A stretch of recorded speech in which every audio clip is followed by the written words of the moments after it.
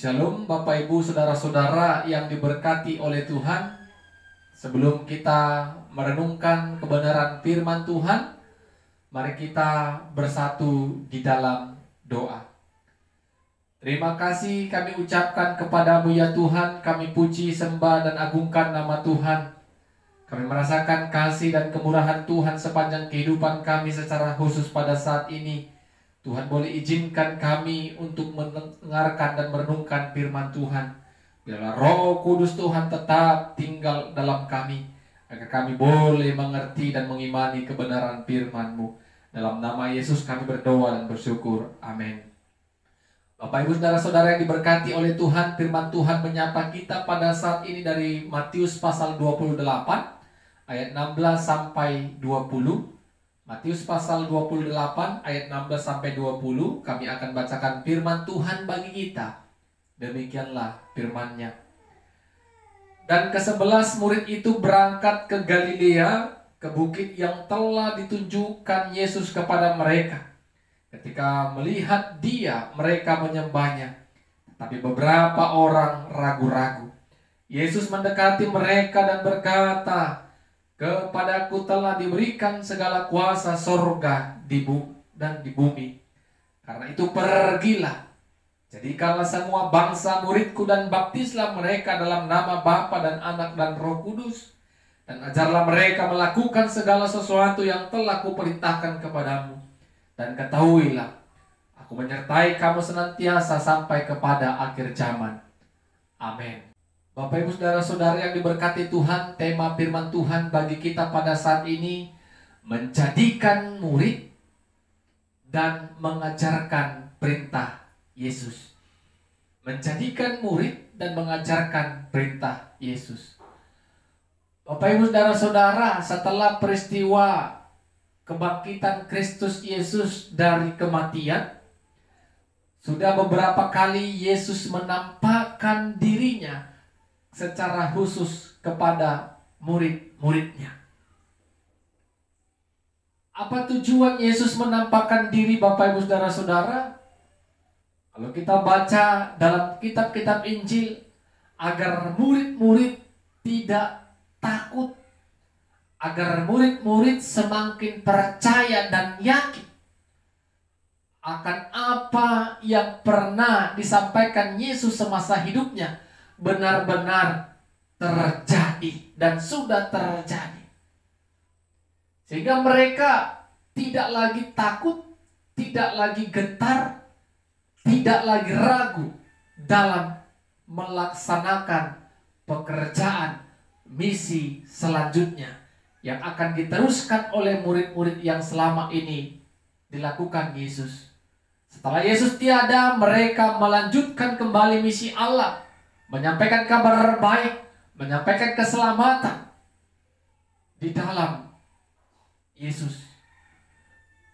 Dengan mereka melihat, menyaksikan kebangkitan Yesus dan melihat Yesus setelah peristiwa kebangkitan, mereka dapat menjadi saksi-saksi bagaimana Yesus sungguh-sungguh telah bangkit, menang melawan kuasa maut. Jadi Bapak Ibu Saudara-saudara yang diberkati Tuhan, melalui firman Tuhan yang kita baca dan renungkan pada saat ini, Yesus kembali menampakkan dirinya kepada murid-murid di bukit Galilea, di bukit yang telah pernah disampaikan malaikat dan Yesus sendiri agar murid-murid pergi ke Galilea. Dan di sana Yesus akan memberikan perintahnya kepada murid-murid. Ketika ke-11 murid sampai ke bukit Galilea, mereka melihat Yesus. Mereka sujud menyembah Dia. Tetapi ada juga di antara mereka yang masih ragu. Jadi Bapak Ibu Saudara-saudara, ternyata sudah sekian kali Yesus menampakkan diri, tetap saja ada dari antara mereka yang ragu. Tetapi Yesus kembali memberikan keyakinan, kepercayaan kepada mereka. Segala kuasa di sorga dan di bumi diberikan kepadaku. Dan kita lihat apa yang menjadi perintah Yesus. Pergilah dan jadikanlah semua bangsa muridku, dan baptislah mereka dalam nama Allah dan Anak dan Roh Kudus. Itu perintah pertama. Pergi menjadikan seluruh bangsa murid, dan ketika sudah menjadi murid, baptis mereka dalam nama Allah, Anak dan Roh Kudus. Karena apa Bapak Ibu Saudara-saudara? Baptisan adalah peristiwa di mana kita bagian di dalam warga kerajaan Allah. Kita sudah termasuk dalam bilangan kerajaan Allah. Sehingga baptisan itu sangat diperlukan ketika kita menjadi murid. Bapak Ibu Saudara-saudara yang diberkati Tuhan, itu perintah pertama. Dan perintah yang kedua, apa yang dikatakan Yesus kepada murid-murid. Dan ajarlah mereka. Apa yang diajar Bapak Ibu? Segala perintah yang pernah kuperintahkan kepadamu. Jadi Bapak Ibu bukan sekedar hanya menjadikan murid dan membaptis, tetapi masuk di dalam pengajaran firman, pengajaran kepercayaan, agar mereka tetap memiliki iman yang hidup dan terus mengalami pertumbuhan. Dan ketika dua pekerjaan atau perintah ini dilakukan murid-murid, Yesus memberikan janji. Dan ketahuilah, aku akan menyertai kamu sampai kepada akhir zaman. Penyertaan Yesus berlangsung. Penyertaan Yesus itu luar biasa. Menyertai, memampukan, menguatkan, membimbing, menuntun sampai kepada akhir zaman. Jadi Bapak Ibu Saudara-saudara, ini membuat murid-murid jangan lagi merasa takut, karena ketika mereka melakukan perintah ini, janji Yesus kepada mereka, mereka akan mendapatkan penyertaan, disertai, dimampukan ketika mereka menjadi saksi, ketika mereka mengajar apa yang diperintahkan Yesus ketika mereka hidup bersama-sama dengan Yesus pada saat itu. Jadi Bapak Ibu Saudara-saudara yang diberkati Tuhan, firman Tuhan yang kita dengar pada saat ini, apa yang harus kita lakukan? Apakah kita juga bagian untuk melakukan perintah ini?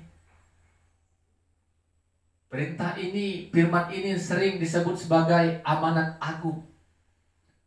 Perintah di mana semua orang-orang percaya harus juga melakukannya. Bagaimana kita caranya memuridkan, menjadi murid, menjadikan orang murid, dan mengajarkan apa yang diperintahkan Yesus. Bapak Ibu Saudara-saudara yang diberkati Tuhan, apakah perintah ini hanya pada para pelayan-pelayan Tuhan yang berkecimpung dalam pelayanan gereja? Bukan. Semua orang percaya mendapatkan tugas yang sama, yaitu menjadikan murid dan mengajarkan perintah Tuhan. Bagaimana caranya Bapak Ibu Saudara-saudara? Dari lingkup kecil, dari keluarga. Contoh sederhana, ketika orang tua sebagai orang percaya, tentunya orang Kristen, kita tidak mau hanya sebutan orang Kristen, sebutan murid, tetapi pekerjaan yang kita lakukan bukan pekerjaan murid, bukan pekerjaan anak-anak Tuhan, bukan pekerjaan orang-orang percaya. Ketika kita sudah menjadi murid, benar-benar murid, dan kita sudah dikaruniakan Tuhan anak, maka kita akan bawa anak ini kepada hambanya menerima baptisan kudus. Ketika kita sudah membawa, apakah tugas orang tua sudah selesai? Tidak selesai. Semakin banyak tugas yang diberikan Tuhan kepada kita, yaitu terus membimbing, mengawasi, dan mengajari segala perintah-perintah Tuhan dalam firman-Nya. Jadi Bapak Ibu Saudara-saudara, banyak orang yang salah paham, orang tua yang salah paham. Kalau sudah aku bawa anakku dibaptis sudah selesai. Tidak Bapak Ibu. Pekerjaan kita sesungguhnya masih banyak. Tanggung jawab kita sebagai orang tua semakin besar, karena anak yang kita bawa tadi tidak mengerti dan tidak mengetahui apa yang sedang lakukan. Iman kitalah yang akan terus membimbing, mengarahkan, dan mengawasi pertumbuhan sampai dia mengenal Yesus Kristus sebagai Tuhan dan Juru Selamatnya dengan baik. Dengan demikian Bapak Ibu, kita sudah melakukan amanat agung ini. Perintah ini sudah kita kerjakan dalam lingkup kecil. Dan kita juga dapat menerima janji Yesus ini. Kita akan disertai sampai kepada akhir zaman. Dan berikutnya, kalau memang kita tidak mampu untuk bersaksi melalui perkataan, kita dapat melakukan perintah Tuhan ini melalui perbuatan-perbuatan kita, praktek kehidupan kita. Kita tunjukkan kepada orang-orang di sekitar kita, kita murid Yesus. Murid Yesus hidupnya melakukan kehendak Tuhan. Tidak ada murid Tuhan yang tidak melakukan hal yang tidak benar. Tidak ada orang percaya kalau dia benar-benar mengasihi Tuhan, hidup tidak berkenan di hadapan Tuhan, pasti segala pekerjaan yang baik dia lakukan. Orang akan melihat kita, oh dia itu orang percaya, orang yang mengasihi Yesus, orang yang percaya kepada Yesus karena dia hidup di dalam kasih. Walaupun orang membenci dia, dia tetap mengampuni. Walaupun orang tidak menghargai dia, walaupun orang menghina dia, dia tetap memaafkan. Itu contoh sederhana Bapak Ibu. Jadi Bapak Ibu, dengan praktek kehidupan kita boleh bersaksi kalau kita murid Tuhan. Ketika kita sudah menjadi murid, kita juga dapat mengajar apa yang sudah diajarkan Tuhan, yang sudah kita dengar, dan yang kita dengar itu kita sampaikan kepada orang.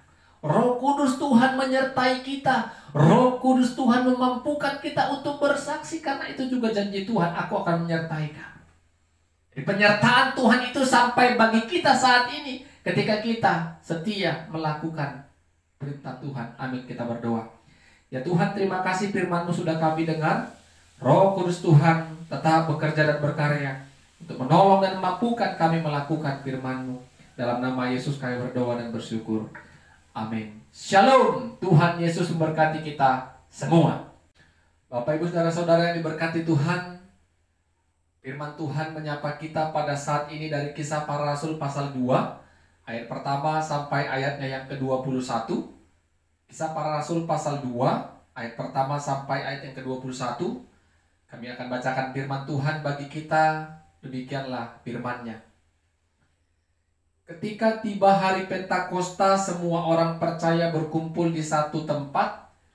Tiba-tiba turunlah dari langit suatu bunyi seperti tiupan angin keras yang memenuhi seluruh rumah, di mana mereka duduk, dan tampaklah kepada mereka lidah-lidah seperti nyala api yang bertebaran dan hinggap pada mereka masing-masing.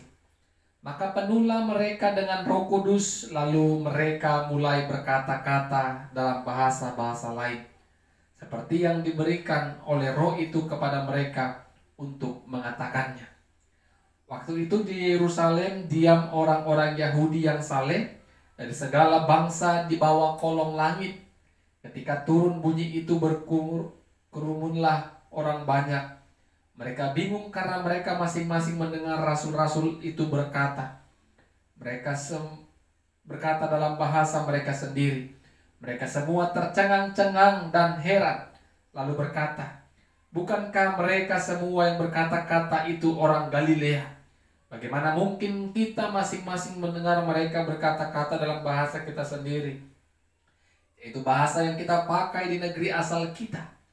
Kita orang Partia, Media, Elam, penduduk Mesopotamia, Yudea dan Kapadokia, Pontus dan Asia, Frigia dan Pamfilia, Mesir dan daerah-daerah Libya yang berdekatan dengan Kirene, pendatang-pendatang dari Roma, baik orang Yahudi maupun penganut agama Yahudi, orang Kreta dan orang-orang Arab. Kita mendengar mereka berkata-kata dalam bahasa kita sendiri tentang perbuatan-perbuatan besar yang dilakukan Allah.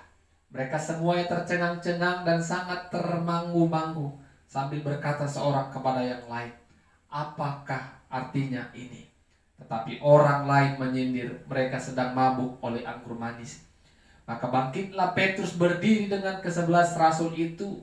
Dengan suara nyaring ia berkata kepada mereka, hai kamu orang Yahudi dan kamu semua yang tinggal di Yerusalem, ketahuilah dan camkanlah perkataanku ini.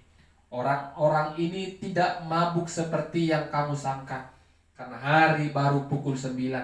Tetapi itulah yang difirmankan Allah dengan perantara Nabi Yoel akan terjadi pada hari-hari terakhir. Demikianlah firman Allah, bahwa aku akan mencurahkan rohku ke atas semua manusia. Maka anak-anakmu laki-laki dan perempuan akan bernubuat, dan teruna-terunamu akan mendapat penglihatan-penglihatan, dan orang-orangmu yang tua akan mendapat mimpi.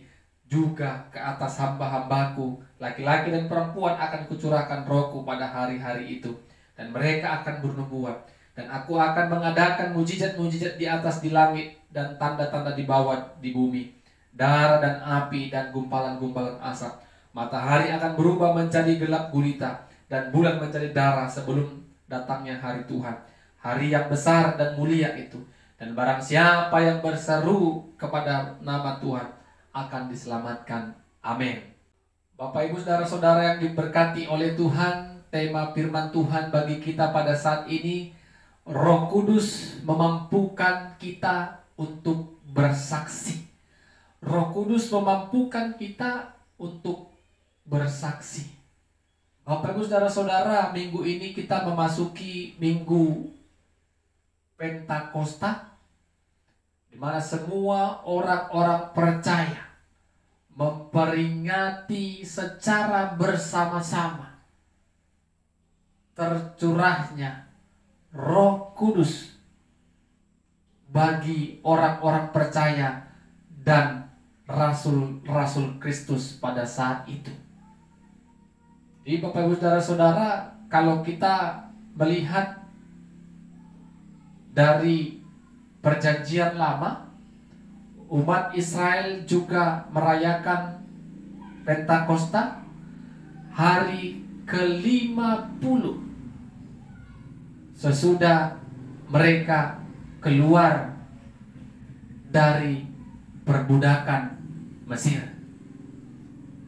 Setelah itu juga Pentakosta diperingati sebagai perayaan rasa syukur mereka karena Tuhan memberkati hasil panen mereka.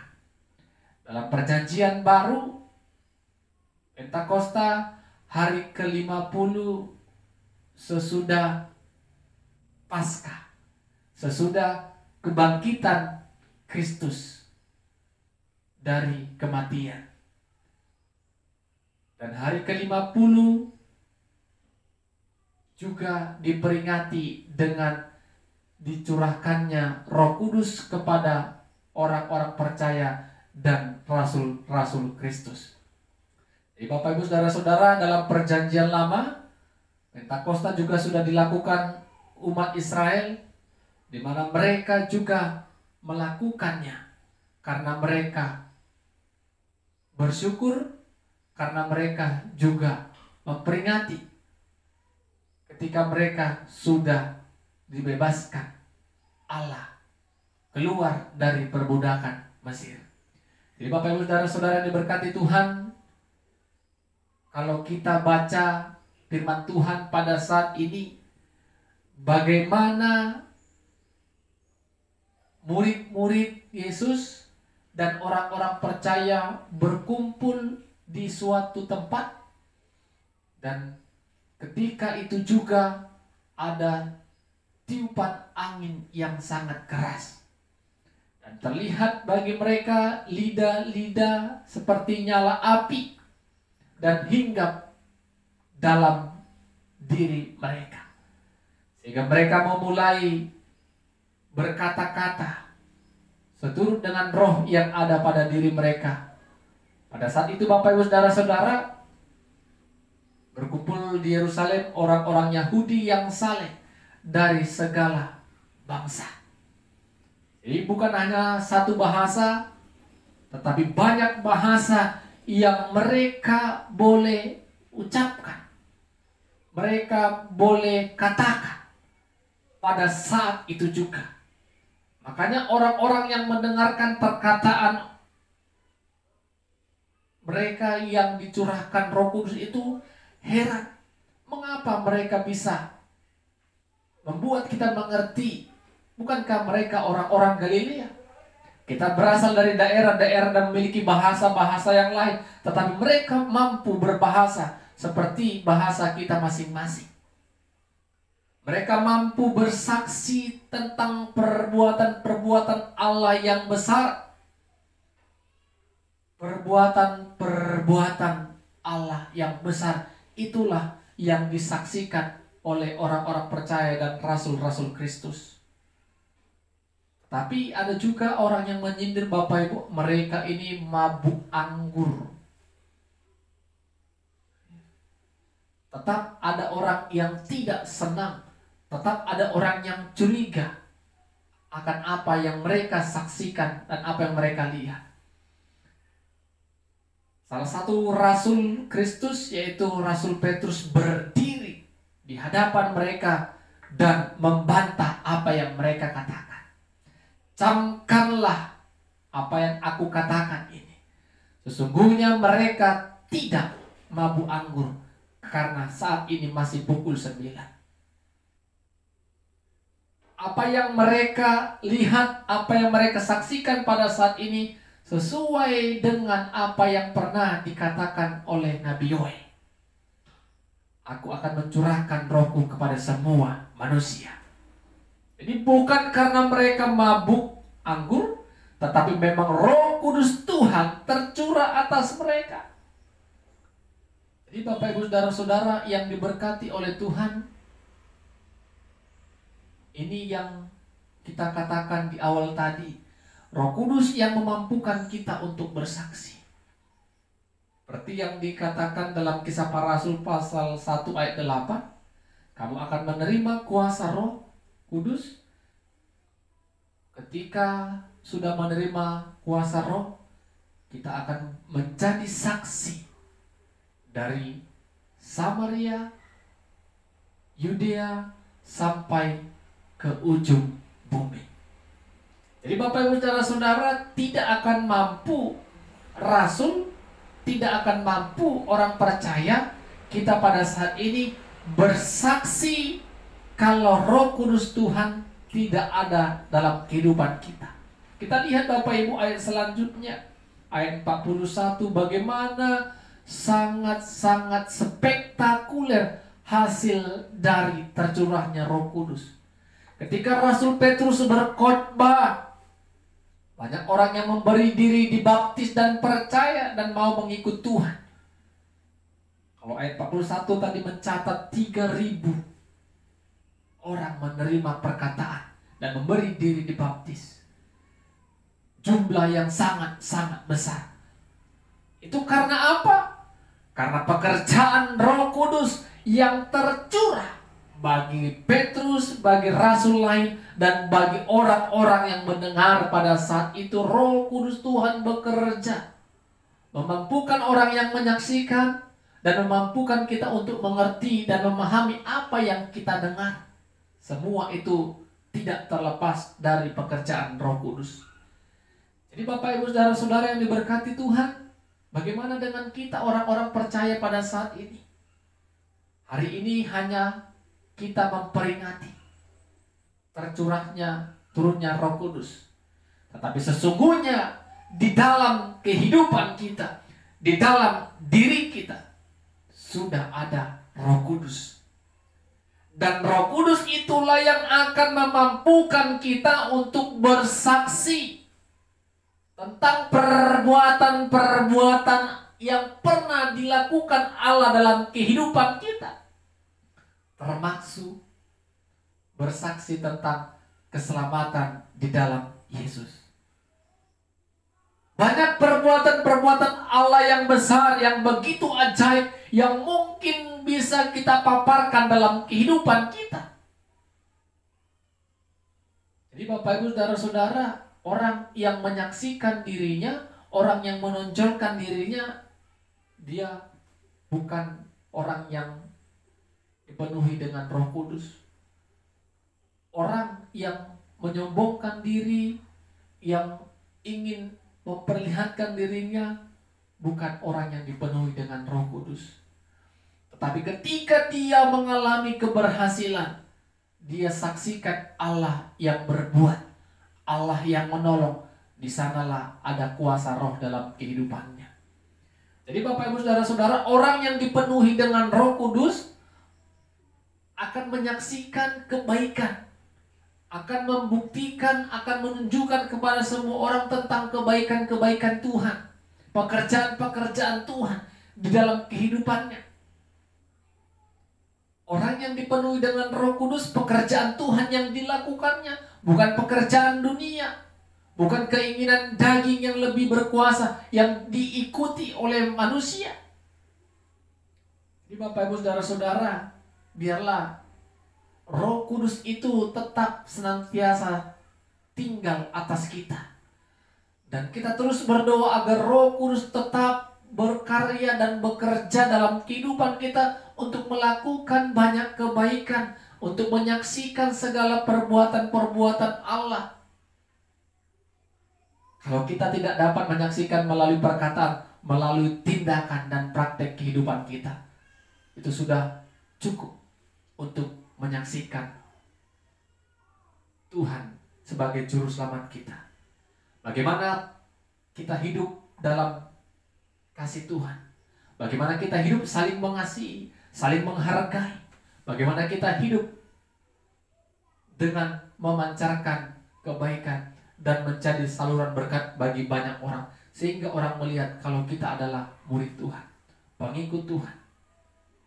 Roh Kudus Tuhan menolong kita untuk melakukan firman-Nya. Amin, kita berdoa. Ya Tuhan, terima kasih buat anugerah Tuhan, firman-Mu sudah kami perdengarkan dan dengarkan bersama-sama. Biarlah Engkau senantiasa tetap berkarya dan bekerja.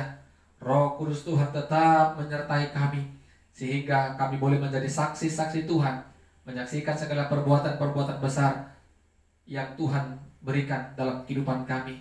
Kami percaya Kristus telah menyelamatkan kami.